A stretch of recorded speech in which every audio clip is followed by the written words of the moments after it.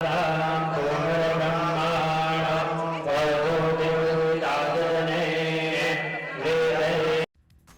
विभिन्न ज्ञानवर्धक कार्यक्रम देखने के लिए आप हमें अभी सब्सक्राइब करें, बेल आइकन को प्रेस करें ताकि आप देख सकें हमारा कार्यक्रम सबसे पहले। और अधिक जानकारी के लिए फेसबुक पेज को लाइक करना ना भूलें। जय मां इंद्राक्षी।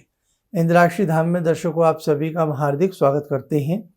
आज के दिन जिन जातकों का जन्म दिवस है, मैरिज एनिवर्सरी है, उन सभी को हमारी तरफ से बहुत बहुत शुभकामनाएं। आज हम बताएंगे कि कई बार हम इतने बीमार हो जाते हैं कि बीमारी जाने का नाम नहीं लेती। रोग के ऊपर रोग हमारे ऊपर हावी होते रहते हैं और हमें समझ में नहीं आता हम किन डॉक्टर साहब से मिलें, कौन सी दवाई लें, कैसे हम अपने आप को जल्द से जल्द ठीक करें। और आज के इस पर्यावरण में किस प्रकार से बीमारियों का दौर चल रहा है, ये किसी से छिपा नहीं है। बहुत काम का ये अंक आपका हो सकता है। आइए आज का पंचांग देख लेते हैं। 15 मई सन 2021 दिन शनिवार, बैसाख मास, शुक्ल पक्ष, संवत 2078। तिथि तृतीया और चतुर्थी का मिलन, यानी कि तृतीया सुबह फिर चतुर्थी। नक्षत्र भी कुछ ऐसे ही है, लेकिन मृगशिरा नक्षत्र आप मान के चलें। राहु काल 9 से 10:30, दिशा सूल पूर्व दिशा। कहते हैं जब कोई समस्या आती है तो वो अकेले नहीं आती, वो अपने कुटुंबियों को साथ लेकर के चलती है, बाल को अपने साथ लेकर के चलती है।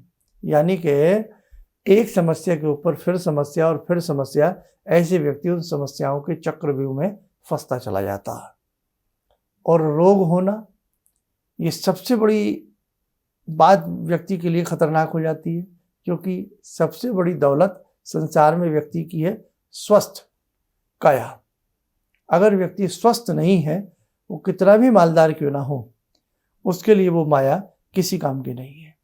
और आज चहूँ और आप क्या विवस्थ स्थिति देख रहे हैं कि धन दौलत किसी काम में नहीं आ रहा है। हर तरफ किस प्रकार का हाहाकार मचा हुआ है। इसके अनेकों रीज़न भी हैं।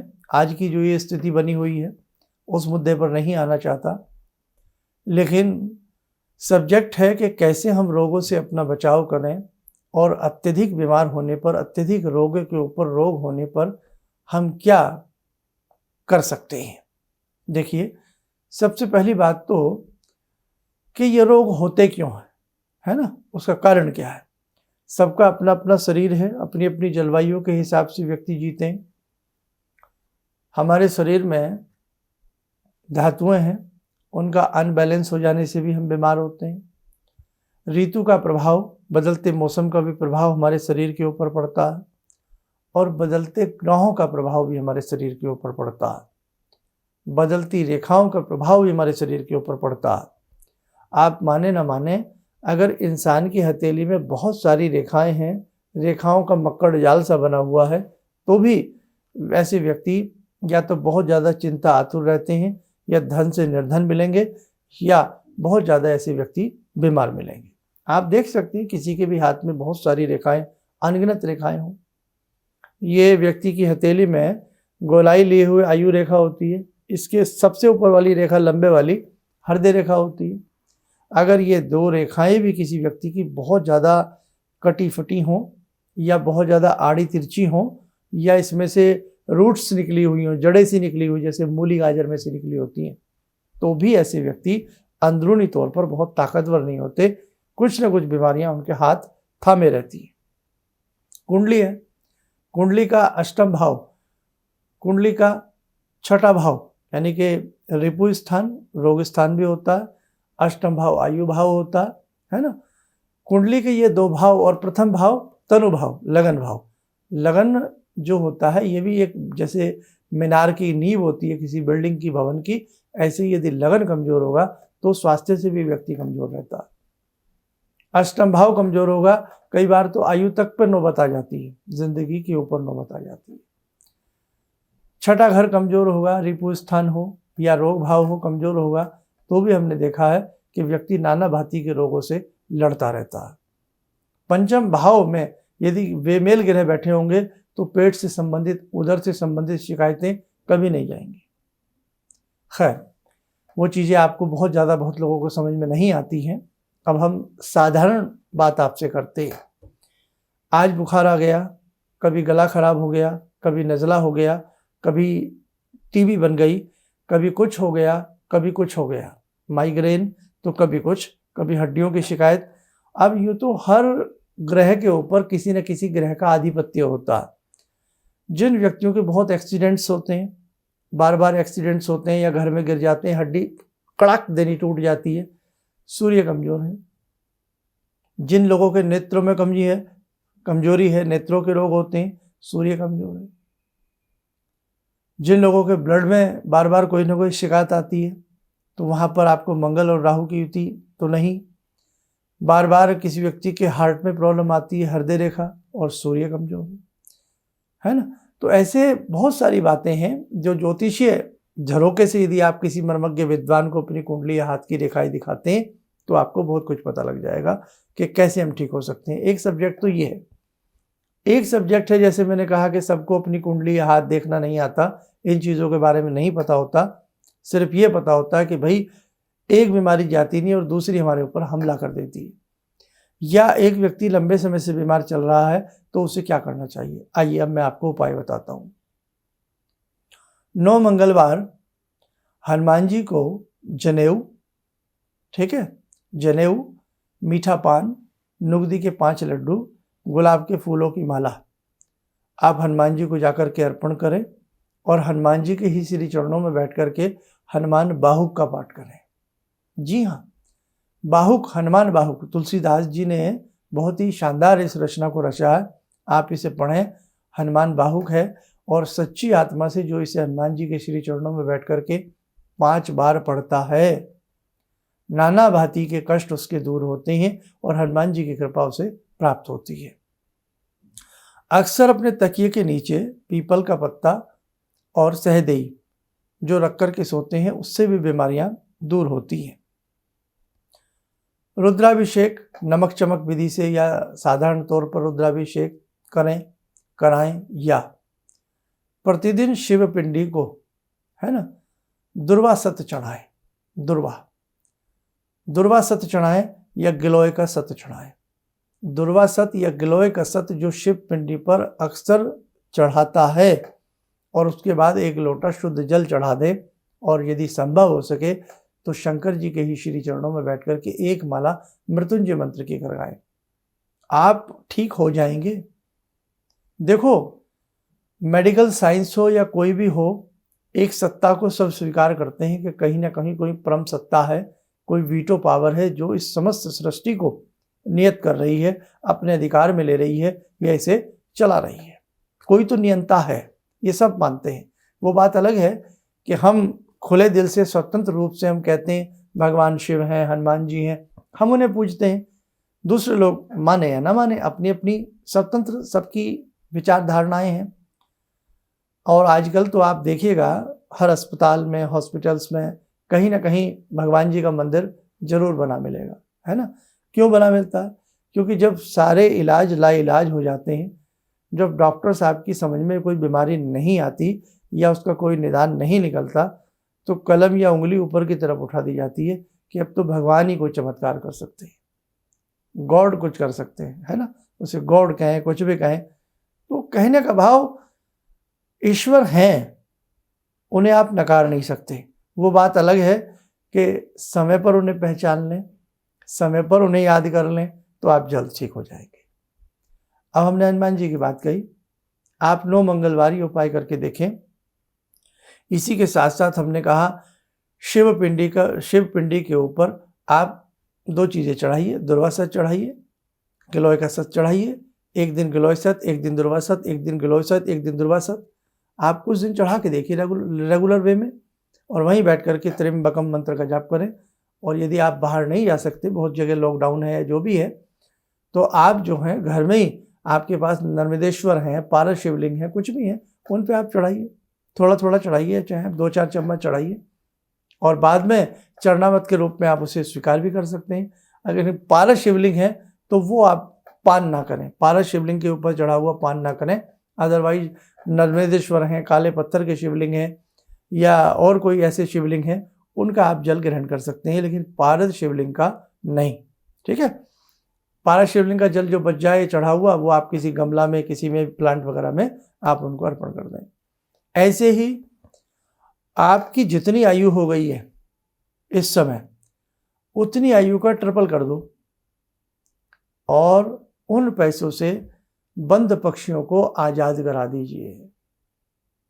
ये जीवन में इस बात को अपना लो, ये जब जब आपका जन्मदिन आता है, अपने जन्मदिन के दिन अपनी आयु को तिगुना करके उतने पैसों के आप पक्षी खरीदो और उन्हें आज़ाद करो पिंजरे सहित।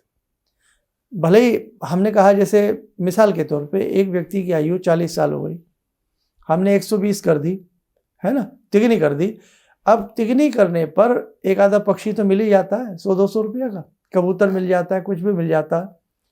और यदि आपके पास पॉकेट अलाउ करती है तो और पैसे उसमें मिक्स कर दो, मिला दो, पिंजरे के सहित वो पक्षी खरीदो और पक्षी को खुले प्रांगण में ला करके या कहीं थोड़ा अलग हट करके ला करके आकाश में उड़ा दो। बड़ा आपको पुण्य मिलेगा। और जो पिंजरा है उसे तोड़ फोड़ के एक तरफ फेंक दो। आज़ादी सबको अच्छी लगती है, कैद किसी को अच्छी नहीं लगती है। वो बेचारे किसी से कह नहीं पाते हैं, है ना। और जैसे गौ माता हैं, आप नियम बना लो कि मैं 2, 4, 5 गायें जो मुझे घूमती हुई मिलती हैं, मैं इनको प्रतिदिन चारा खिलाऊंगा। आपके नाम से कोई खिलाए, आप देख लेना, आप ठीक होना शुरू हो जाओगे। आपका जितना वजन है, ये उपाय नोट करते जाना है, बाद में इस वीडियो को आराम से सुन लेना। आपका जितना वजन है, आप अपने वजन के बराबर दाना खरीद लें। उस दाने में गेहूँ, मकई, ज्वार, बाजरा सब कुछ मिक्स कर सकते हैं आप। और वो मिक्स अनाज प्रतिदिन पक्षियों को डालें, चाहे अपनी छत पे डालें। कहीं बहुत लोग डरते हैं, सवाल आ जाते हैं कि दाना छत पर डालें ना। अब भाई देखो, बड़े बड़े शहर हैं आजकल, तो बहुत जगह तो पार्क ही नहीं है, जगह की किल्लत है, पक्षी नहीं दिखते, तो सुबह सुबह मुट्ठी 2 मुट्ठी 4 मुट्ठी छत पे डाल दीजिए। या आसपास कोई पार्क है, वहाँ जाकर के डाल दीजिए। या कोई पक्षियों का स्थान बना है ना, जैसे मुंबई है, दिल्ली है, तो यहाँ तो बहुत स्थान ऐसे बने होते हैं जहाँ बहुत सामूहिक रूप में कबूतर आते हैं। तो वहाँ आप कुछ भी दाना डाल दीजिए, जंगल में डाल दीजिए, कहीं भी डाल दीजिए, अपने वजन के बराबर थोड़ा थोड़ा रोज डालिएगा। और लगता है बहुत सारे पक्षी आते हैं तो वो सारा भी डाल सकते हैं। ऐसा आप महीने में 1 बार करते रहिए, फिर देखिए आप ठीक होते हैं नहीं होते हैं। देखो, दुआएं भी साथ देती हैं और बद्दुआएं भी साथ देती हैं। दुआ तत्काल रिलीफ दिलाती है आपको, किसी भी नाम से। जब हम किसी के लिए प्रेयर करते हैं, प्रार्थना करते हैं, कहते हैं ना, किसी की बद्दुआ मत लेना। और बद्दुआ तो भाई जब तक पीछा करती है, जब तक हमारी ज़िंदगी का दरवाज़ा बद्दुआ खटखटाती रहती है, जब तक हम मिट्टी में ना मिल जाएं। इसलिए कभी किसी की बद्दुआ ना लें। सबसे अपनी अच्छी हिसाब से सबसे ही ऐसी कृपा का पात्र बनने का प्रयास करें कि बस जीवन है तो सब कुछ अच्छे से रह जाता। और एक उपाय बता देते हैं, तुलसी के 11 पौधे, तुलसी के 11 विरवे, 11 पौधे आप किसी भी मंदिर में 2, 4, 5, 6 मंदिरों में लगाइए। किस दिन? बृहस्पतिवार के दिन, सोमवार के दिन नहीं, बृहस्पतिवार के दिन आप लगाइए, बहुत अच्छा लाभ मिलेगा आपको। और सोमवार के दिन पीपल के पौधे आप नदी, तालाब, पोखर, मंदिर, धर्मस्थल, धर्म क्षेत्र, तीर्थ क्षेत्र, कहीं भी लगाइए आप पीपल के पौधे, बहुत ही अच्छा आपको आराम मिलेगा। अपने जन्मदिन के दिन नियम बना लो कि आप 5 वृक्ष लगाइए, 5 पौधे लगाइए, उसमें पीपल ले लो, नीम ले लो, है ना, और बहुत सारे ऐसे पौधे हैं, वो लो। आप देखिए फिर कैसे आपको अच्छा लगेगा। आपने देखा ना कि एक ज़माने में कितने पीपल के पौधे होते थे, चारों तरफ पीपल के वृक्ष लगे होते थे। आज ऑक्सीजन की हाहाकार हो रही है। और पीपल का पेड़ कितनी ऑक्सीजन देता है 24 घंटे, आपने सबको मालूम है ये चीज़ें, है ना। क्या ऑक्सीजन की कीमत हो गई है, किस प्रकार से क्या बना हुआ है, किसी से छिपा नहीं है। आप पहले हम लोग पीपल के, हर गांव में इतने ज़्यादा पेड़ होते थे, शहरों में होते थे, हर जगह होते थे, नीम के होते थे, है ना। अब सारी जगह वो पेड़ कटते जा रहे हैं, अंग्रेजी पेड़ लग रहे हैं, जो धूप के न छाँव के, किसी भी काम के नहीं है ना। ना उनके नीचे बैठने का आनंद है, ना कुछ है। तो पहले में और अब में फ़र्क आया है, तो जीवन भी दुर्धर बनता जा रहा है हमारा। इसलिए पीपल का जो पेड़ है, वृक्ष है, वो पूजनीय है।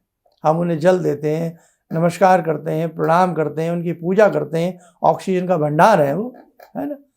आप पीपल के पेड़ के नीचे बैठ जाएं, पहले हमारे सब शास्त्रों में लिखा है कि पीपल के पेड़ के नीचे ज्ञान की प्राप्ति होती है। क्यों?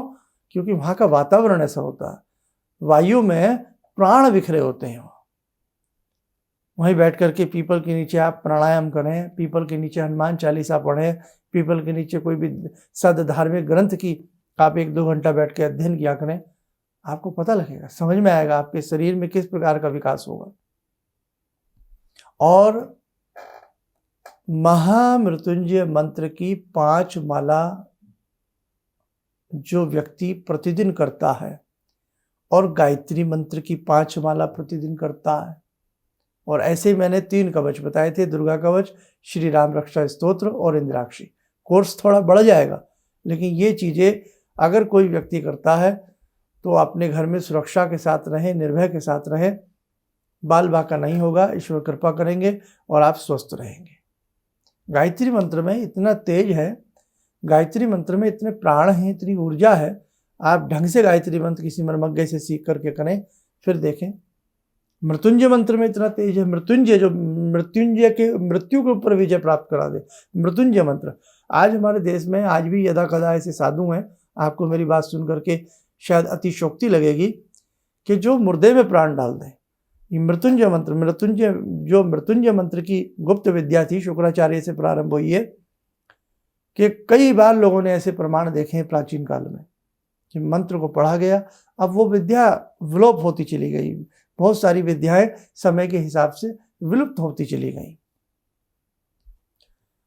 पत्नी ने, साधु ने बताया कि बेटी, 1 चावल के दाने पर 1 मृत्युंजय मंत्र की माला करो। चावल के दाना लिया गया, हथेली पर रखा गया, 108 बार मृत्युंजय मंत्र पढ़े गए, चावल का दाना लाल धागे से पिरो दिया गया, यानी कि उसके ऊपर पतला सा धागा बांध दिया गया। 108 चावल के दानों की माला बनाई गई मृत्युंजय मंत्र पढ़ के। और उनके पति बीमार थे, साधु जी के कहने पे वो माला गले में डाल दी गई, और ऐसा उसमें लिखा गया कि यम आए और उनकी हिम्मत ना हो कि वो रोगी के प्राण हर करके ले जाए।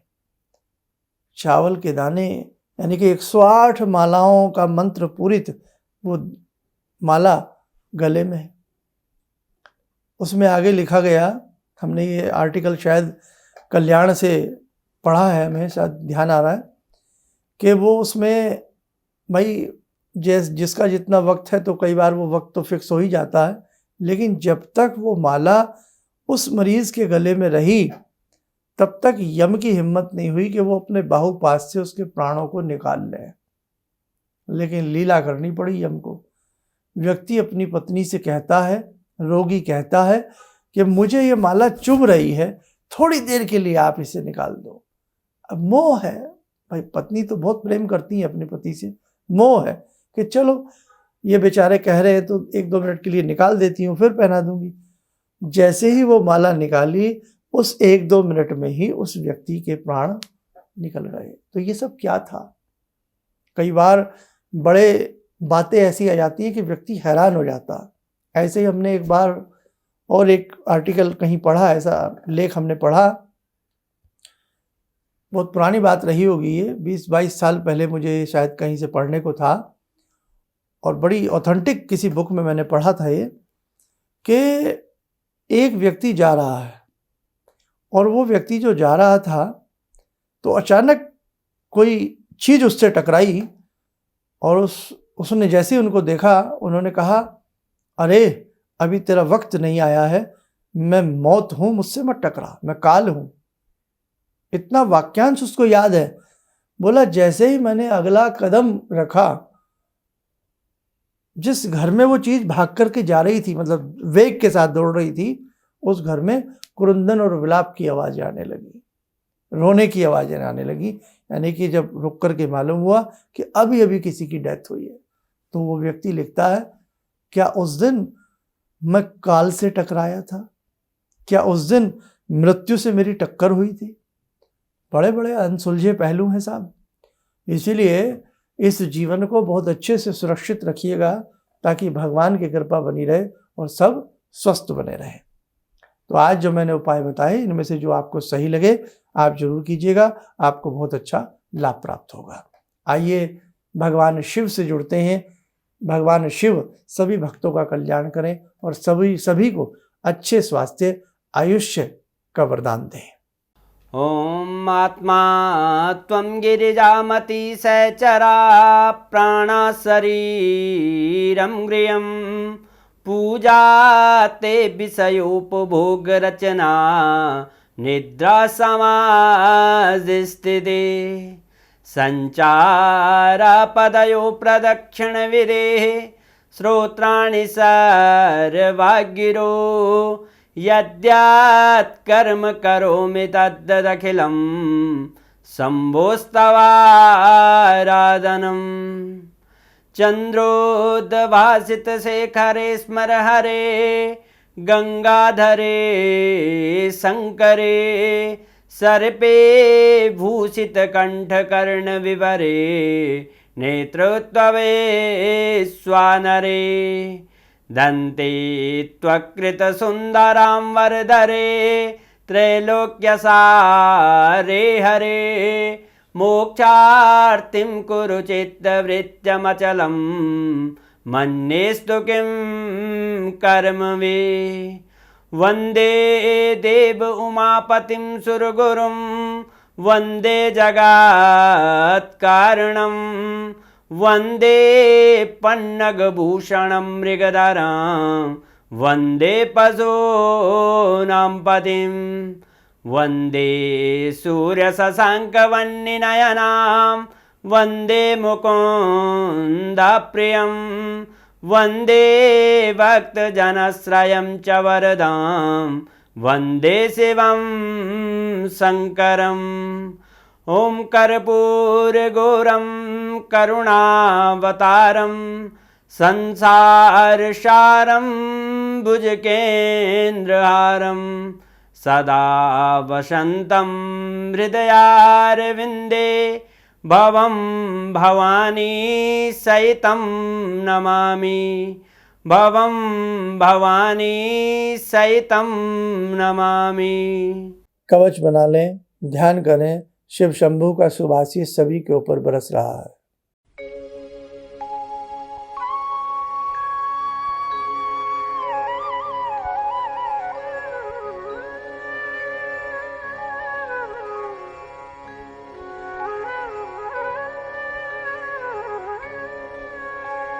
ओम बोलते हुए नेत्र खोलें, सामान्य हो जाए। फिर भी यदि कोई बात किसी को समझ में ना आए, लगे कि कैसे हम रोगों से पार पाएं, तो किसी विद्वान व्यक्ति को अपनी कुंडली दिखा लें। कुंडली ना हो तो हाथ की दिखाएं, किसी को दिखा लें। दूसरी बात, कल शाम को 7 बजे भगवती की स्तुति रहेगी, श्री उग्र तारा कवच। ये कवच सुनने से अनेकों प्रकार के कष्ट दूर होते हैं, इसलिए कल शाम की 7 बजे की स्तुति में हमारे साथ जोड़ना ना भूलें। जितनी अधिक संख्या में आप औरों को जोड़ने का प्रयास करेंगे, आप पुण्य के भागी बनेंगे। जय मां इंद्राक्षी। जिंदगी के इस प्रवाह में तमाम लोग डिप्रेशन के इस हालात से गुजर रहे हैं। सफलता असफलता अपनी जगह की बात है, लेकिन पता नहीं कितने सारे लोगों को इन्होंने डिप्रेशन से उबारा है, नया मोटिवेशन दिया है काम का। इनका जो एक अनुभव था कि एक मेरी बातें इनसे लगातार कभी कभार हो जाया करती हैं। एक दिन मेरी बात हो रही थी, अचानक इन्होंने प्रश्न किया कि क्या आपके यहाँ कौवे आ रहे हैं। मैं बहुत तेज चौंका। करीब 4-5 दिनों से कौवों का झुंड मेरे घर पे मंड रहा था। तो मैं यही सोचने परेशान था, ये शुभ है अशुभ है, क्या चीज़ है। तो मैंने प्रश्न किया कि क्या मैंने आपको बताया कि मेरे घर में कौवे आ रहे हैं। कहने नहीं, मुझको दिखाई पड़ रहा है। तो कुछ तो अलौकिक है इनमें। दूसरा क्या, जो इनका उद्देश्य है, जब महाकुंभ में आए थे, मेरी इनसे वार्ता हुई तो मैंने इनका उद्देश्य जानना चाहा कि किस उद्देश्य के लिए आप काम कर रहे हैं। तो जो उद्देश्य उन्होंने मुझको बताया, मैं मन से इनके उद्देश्य के साथ जुड़ गया। इनके साथ तो जुड़ा था ही, अब इनके उद्देश्य के साथ भी हूँ मैं। किसी भी समस्या के समाधान के लिए मिले प्रसिद्ध हस्तरेखा एवं वास्तु विशेषज्ञ प्रोफेसर धर्मेंद्र शर्मा जी से। नोट: शिविर में भाग लेने हेतु एवं व्यक्तिगत रूप से मिलने के लिए कॉल करने का समय सुबह 10 बजे से शाम 6 बजे तक। हमारे विभिन्न ज्ञानवर्धक कार्यक्रम देखने के लिए आप हमें अभी सब्सक्राइब करें, बेल आइकन को प्रेस करें ताकि आप देख सकें हमारा कार्यक्रम सबसे पहले। और अधिक जानकारी के लिए फेसबुक पेज को लाइक करना न भूलें।